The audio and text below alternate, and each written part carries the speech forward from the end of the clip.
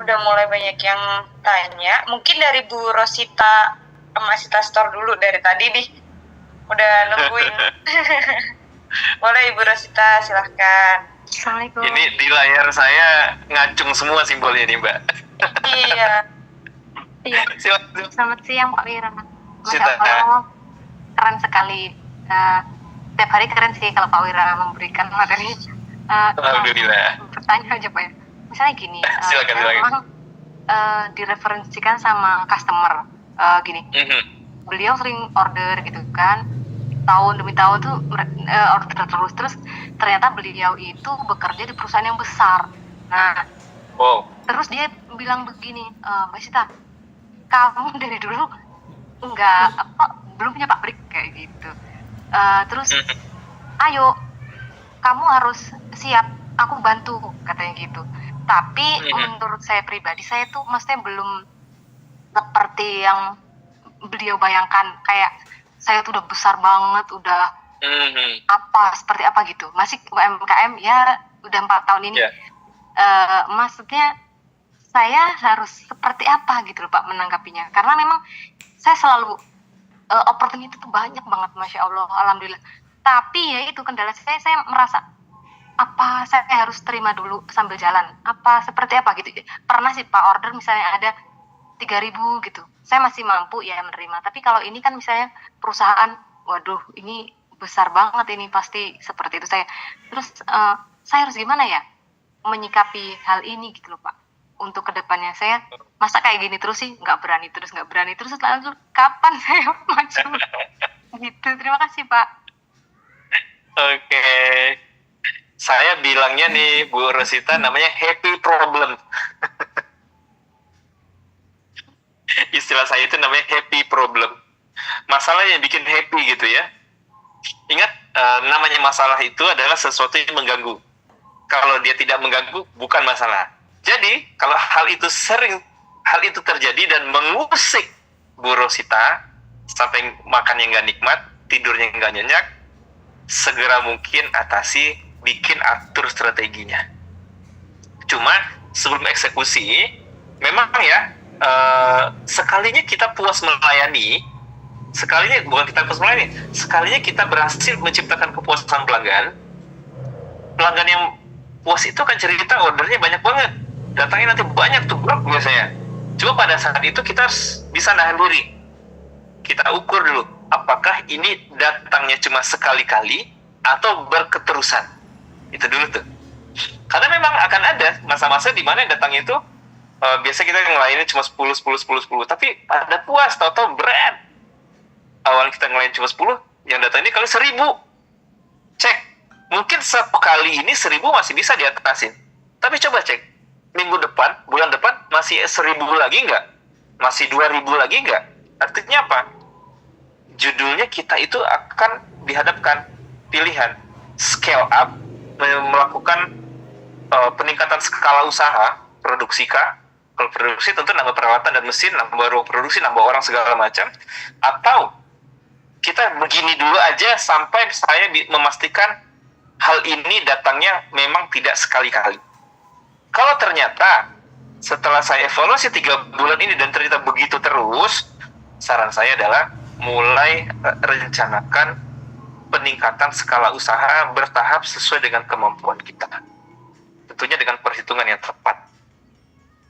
Boleh jadi kalau dulu masih manual pakai tangan, sekarang beli dulu tuh peralatan atau mesin yang memang membuat dalam jam tertentu akan menambah jumlah produksi yang lebih dibanding masih manual dulu.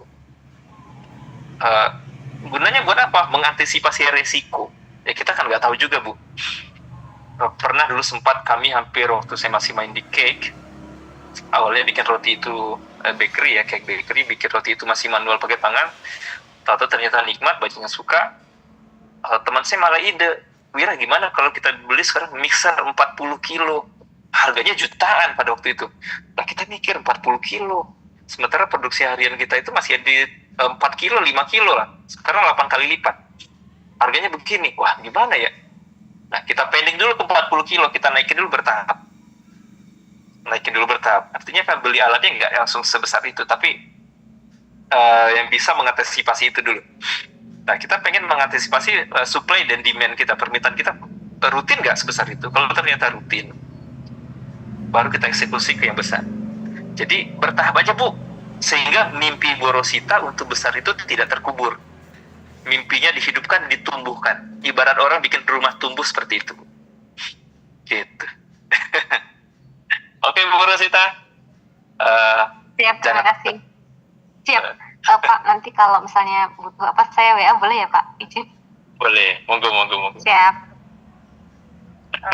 Kalau gitu. Oke, silakan Mbak Cecil. Nextnya Bu Nimade Pipin Fitria, boleh Bu Pipin. Bu Pipin lagi?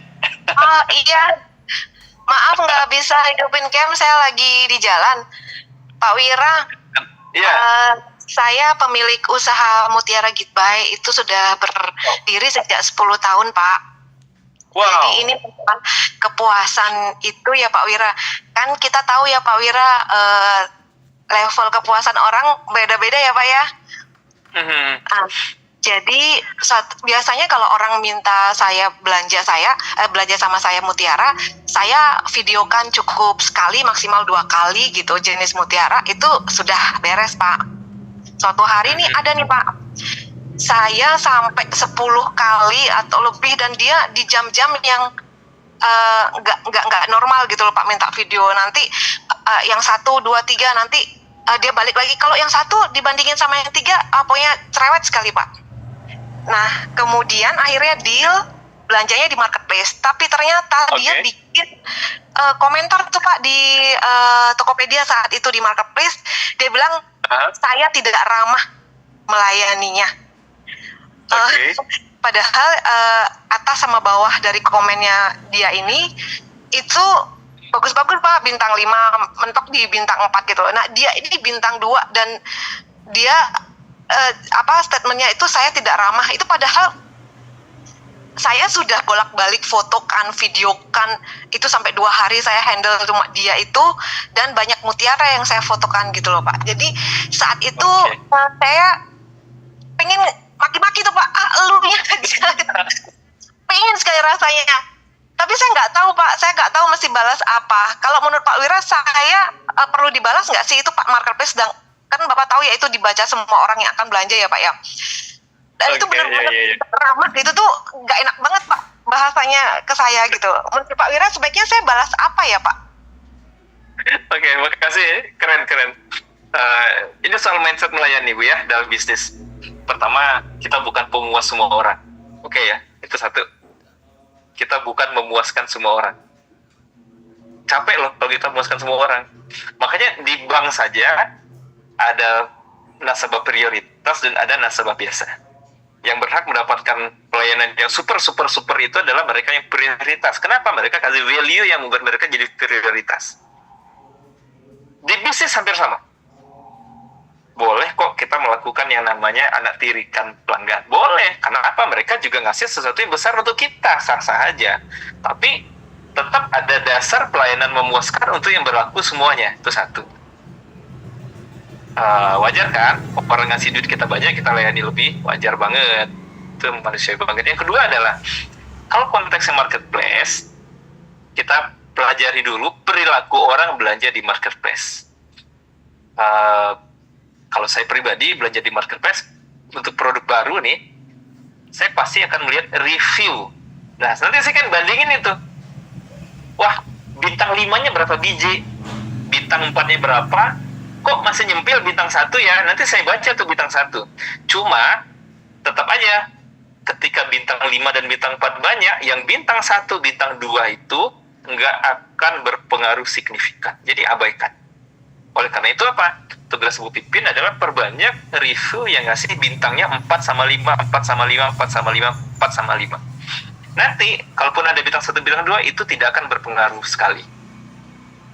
Terus yang ketiga, di marketplace, untuk mengantisipasi hal tersebut, Tokopedia, Shopee itu menjadikan fitur chat penjual. Nah, itu kita maksimalkan untuk mengantisipasi agar kita betul-betul memastikan apa yang mereka butuhkan. Nah, itu dia. Nah, terus Pak Wira, apakah perlu saya jawab atau saya maki-maki? Nggak usah. aturan selanjutnya dalam bisnis adalah jangan pernah berdebat, berantem dengan pelanggan. Gak usah, cukup katakan terima kasih untuk responnya. Itu aja. Terima kasih untuk responnya. Doakan kami semakin hari semakin baik dalam melayani Anda sebagai pelanggan setia kami. Udah. Karena begini Bapak Ibu semuanya, dalam mindset seorang penjual yang punya jiwa melayani yang baik, komplain itu artinya bentuk kasih sayang pelanggan kepada kita. Komplain itu adalah bentuk rasa peduli mereka kepada kita. Kalau tidak ada pelanggan yang komplain, artinya mereka cuek sama kita. Komplain itu bentuk rasa sayang, rasa peduli, dan dari komplain itu tersirat pesan-pesan agar kita lebih baik di kemudian hari. Makanya ada bagian tadi kan dalam handle komplain itu, dengarkan. Di balik menyimak orang, kita akan dapat sebuah masukan petik. Oh, besok aku nggak lagi lah melakukan ini. Nah, itu maksudnya. Gitu, Bu Pipin. Semoga membantu. Monggo, Mbak Cecil. Terima kasih Pak Wira, terima kasih banyak. Ya, sukses terus 10 tahun luar biasa ya. Oke, mungkin satu lagi dulu ya Pak ya. Bu silakan. Krisnawati Nawa, boleh open mic-nya? Ya.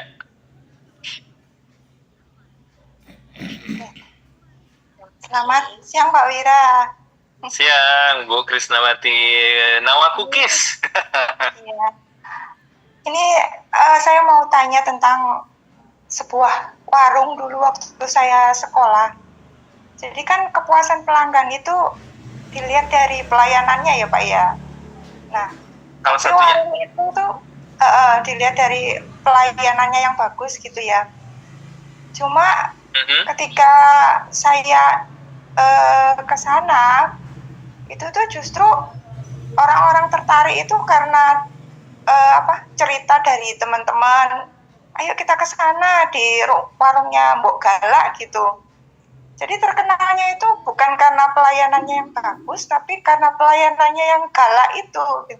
Itu bagaimana Pak fenomena yang seperti itu? Ya, terima kasih. Dan jangan heran Bu, sekarang pun ada. Di Bali kalau saya tidak salah ya, di Bali, di Amerika pun sama, asal franchise sebuah kafe, itu terkenal karena apa? Pelanggannya kasar, tuh Karen's Dinner tuh. Jadi dan akhirnya memang kan yang baper ya. Cuma kalau saya menilai itu lebih kepada apa? Rasa penasaran orang yang membuat itu gimmick aja. Masa sih gitu digalakin? Oh ya ternyata galak beneran. Nah artinya yang boleh ke sana itu tim anti baper yang boleh ke sana. Yang baperan nggak usah. Cuma kalaulah memang karena seperti itu, kenapa kita nggak ngambil jalur lain aja yang lebih ramah, lebih manusiawi, lebih menyenangkan? Kenapa Bu orang galak-galak itu energinya cepat habis Bu? Bener ya? Kalau kita hobi marah-marah itu seperti itu. Nah cari yang bikin kita senang, orang pun senang. Itu fenomena itu hanya sekedar gimmick aja sih. Orang penasaran, kenapa sih? Gitu. Sama kayak gini dulu, soto gebrak ya. Pernah dengar ya, soto gebrak. Jadi soto dog itu atau soto gebrak.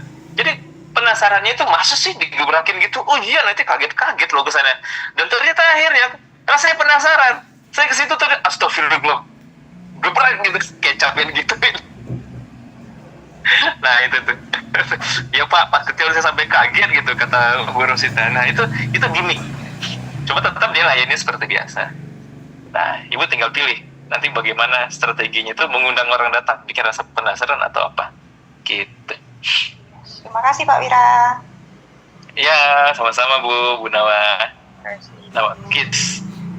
Oke, langsung ke chatroom dulu ya Pak ya. Untuk yang pertama tadi dari Bu Setiawati nih, udah dari awal nanya bagaimana Coach Wira jika pelanggan minta harga lama sedangkan harga produk sudah naik. Apa kita tetap kasih harga lama dengan resiko rugi? Sudah minta harga lama, minta bonus lagi? Atau kita melepas pelanggan tersebut, Coach? Gitu. Waduh, banyak mau ya pelanggannya. Banyak mau. Kalau saya jadi ibu akan bilang begini, Bu. Oh, terakhir belanja segini, Ibu dapat harganya segitu ya? Iya, Pak. Oh, baik, Ibu. untuk informasi buat Ibu ya, sekarang kita melakukan namanya penyesuaian harga. Di mana harga kemarinnya segini, harga terbarunya segini. Saya jadi bahasanya tidak bilang ada kenaikan harga ya, penyesuaian. Itu lebih halus.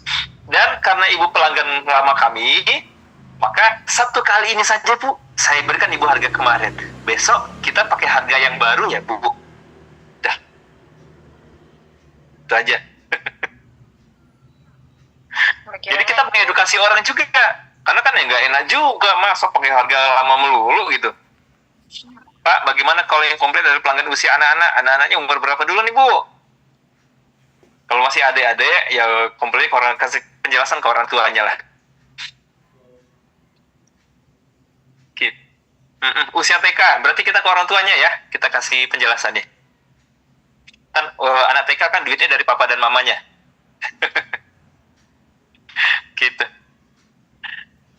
Oke, Mbak Cecil. Lanjut. Ini ada lagi Pak, dari Pak Irfan Haryanto, Nika Kopi. Hal apa saja yang bisa kita lakukan dalam membuat pelanggan puas, sedang produk kita posisinya nitip jual dengan toko atau outlet tertentu? Terima kasih. Boleh diulangin Mbak, dari Nika Kopi tadi. Hal apa saja yang bisa kita lakukan dalam membuat pelanggan puas, sedang produk kita posisinya nitip jual dengan toko atau outlet tertentu, gitu Pak. Oke, ini kopi kafe ya? Pak Irfan? Buka mic aja, biar lebih enak. Oh ya, oke. Pak Irfan boleh open mic?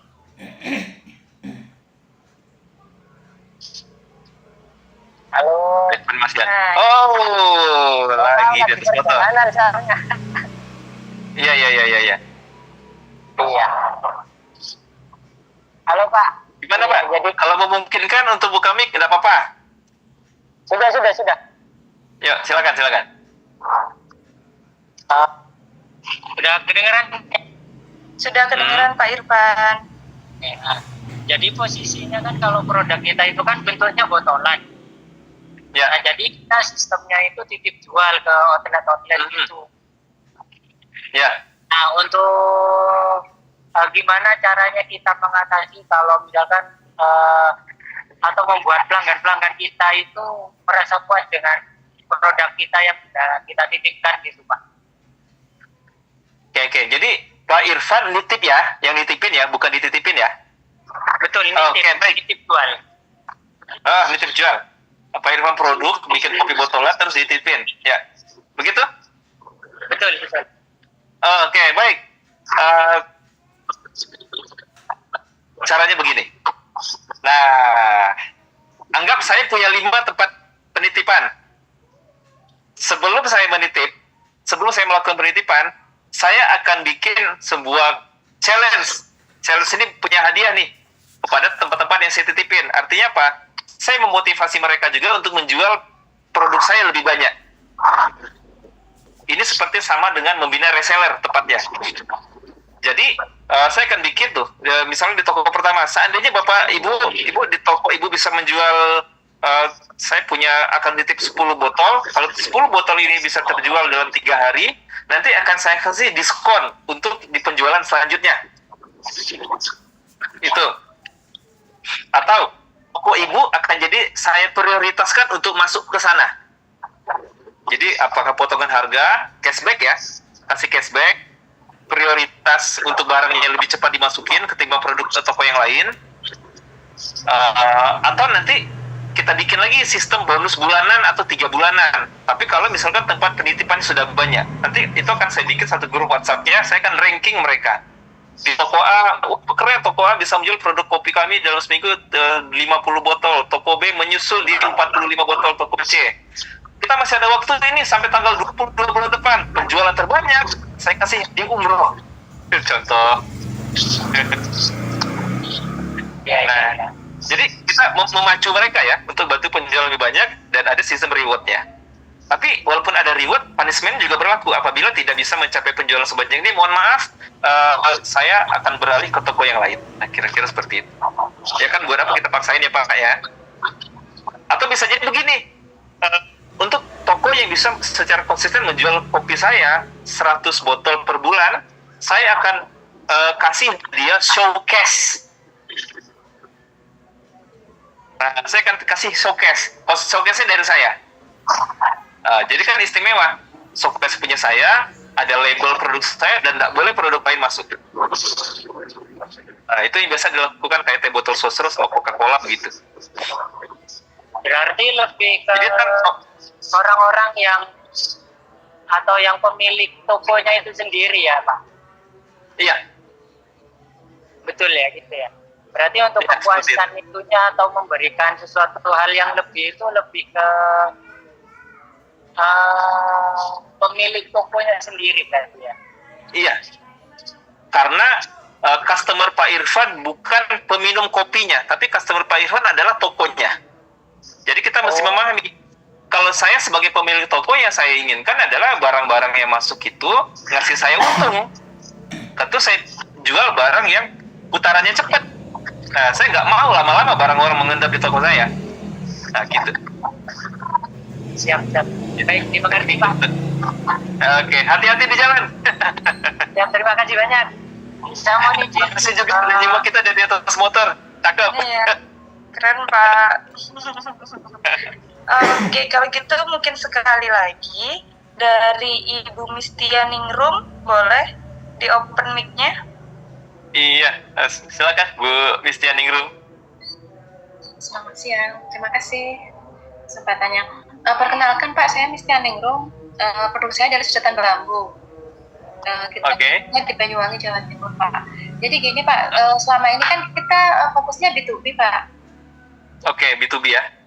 Tapi tahun ini tuh kita mencoba untuk ekspansi ke B2C. Karena menurut saya B2C itu marketnya besar. Walaupun penjualnya retail, tapi itu juga sarana untuk branding ataupun edukasi ke masyarakat karena sedotan bambu masih belum terlalu familiar untuk sebagian kalangan kayak gitu. Ya.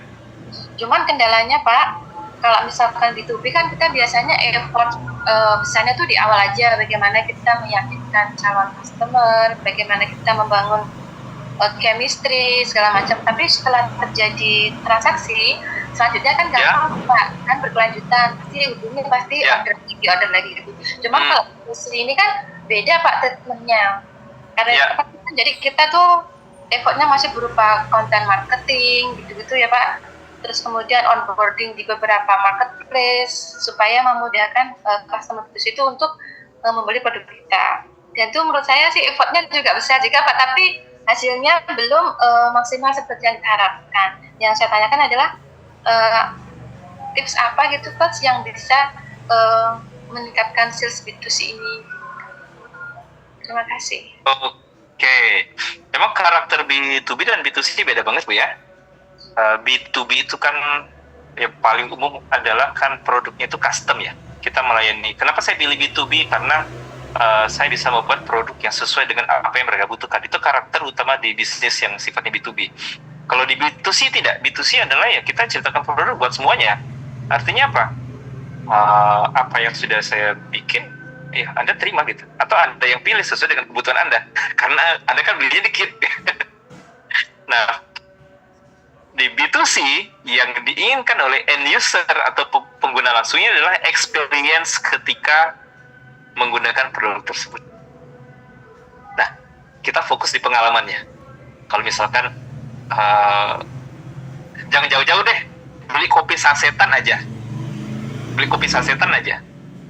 Saya pengen kopi sasetan yang mereka beli nanti di warung manapun itu sesuai dengan yang saya janjikan di iklan atau konten saya. Itu aja.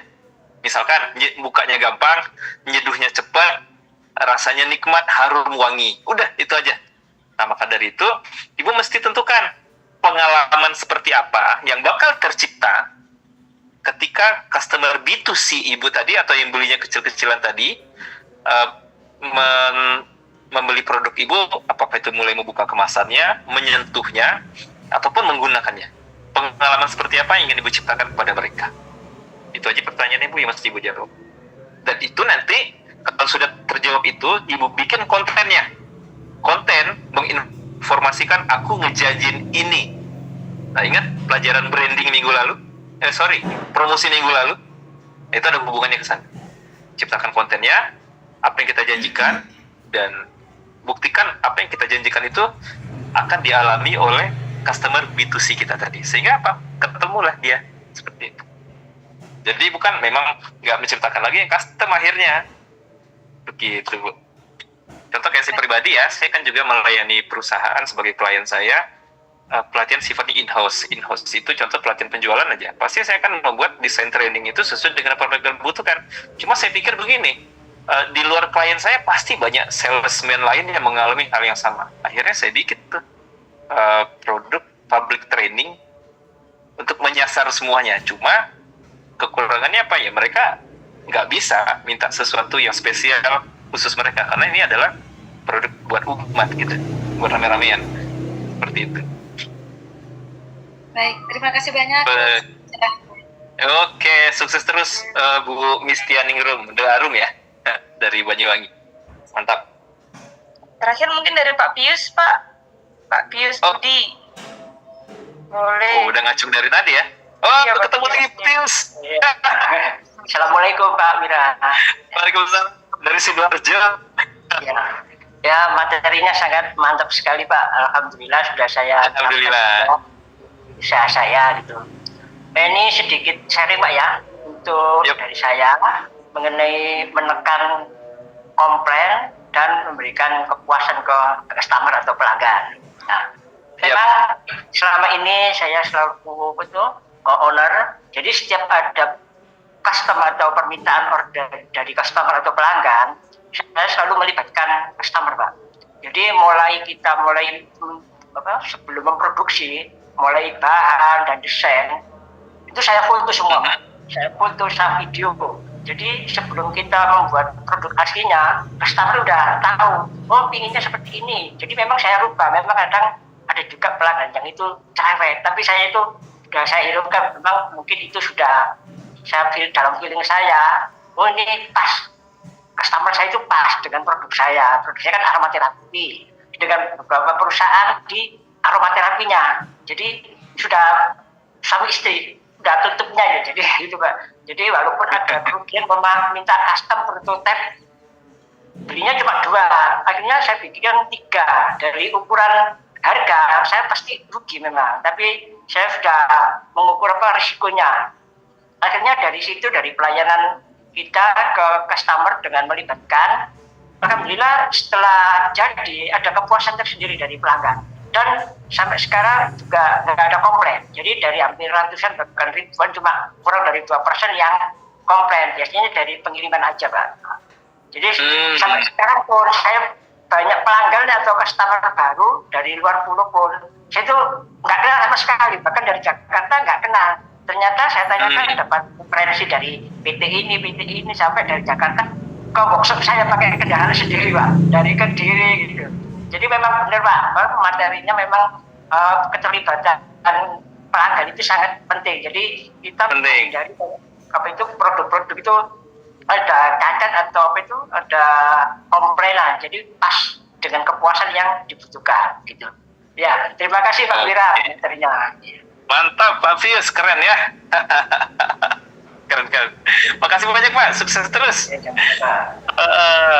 Keren luar biasa Pak Pius. Melibatkan pelanggan itu penting, membuat mereka seolah-olah bagian dari kita, menumbuhkan rasa kepemilikan. Kalau dia puas, dia ajak itu teman-teman, dia ceritain lah itu.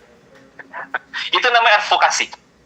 Di konsep wow service atau wow selling itu advokasi namanya. Makasih Pak. Oke Mbak Sela, saya kembalikan lagi mic-nya. Oke, terima kasih. Mungkin udah selesai kali ya Pak ya sesi tanya jawabnya. Nah, untuk Pak Wira, monggo untuk materi hari ini bagaimana nih Bapak Ibu, boleh komen di chat room. Oke, rame banget. Silakan.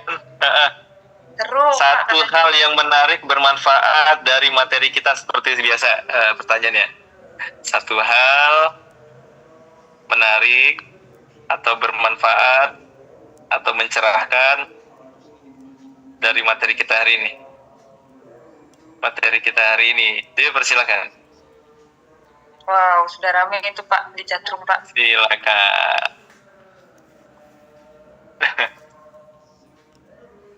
Oke, luar biasa mantap Pak, nggak ngantuk. Makasih. Hati-hati jadi silau ya, bulan lagi terang banget, purnama penuh nih. Terang banget sampai malam. Langsung diaplikasikan. Benar, ilmu bermanfaat itu adalah ilmu diaplikasikan. Bagus, inspirasi. Yes.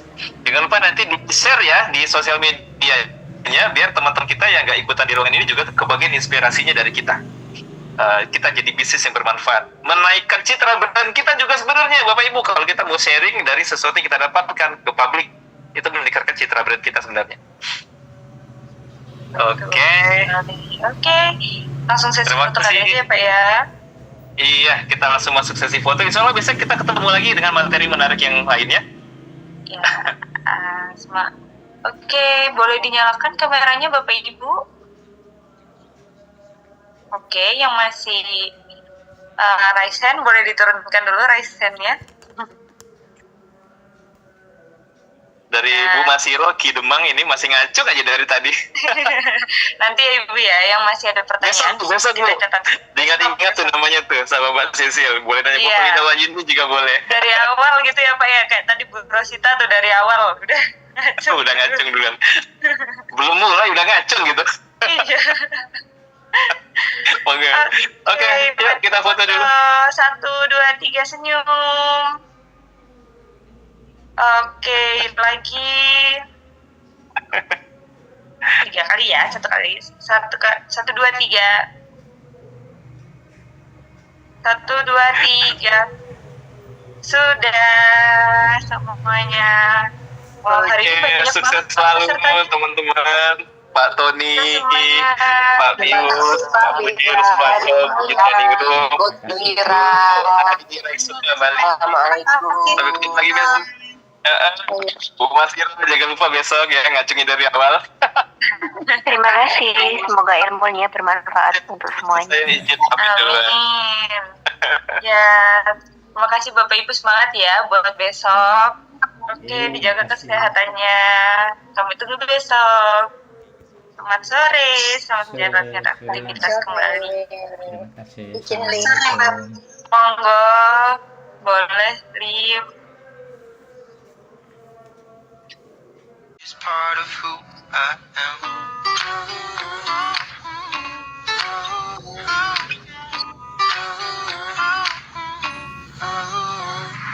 Girl, don't you see how you changed my world? Turning me upside down to watch us fall. I think you're cuter when you're vulnerable. Can't you see I love you so you're hurt? Even when you lose all hope, you go deeper than you're gone. Hold on till you can't. Recording stopped. You're not alone. 'Cause I'm a miss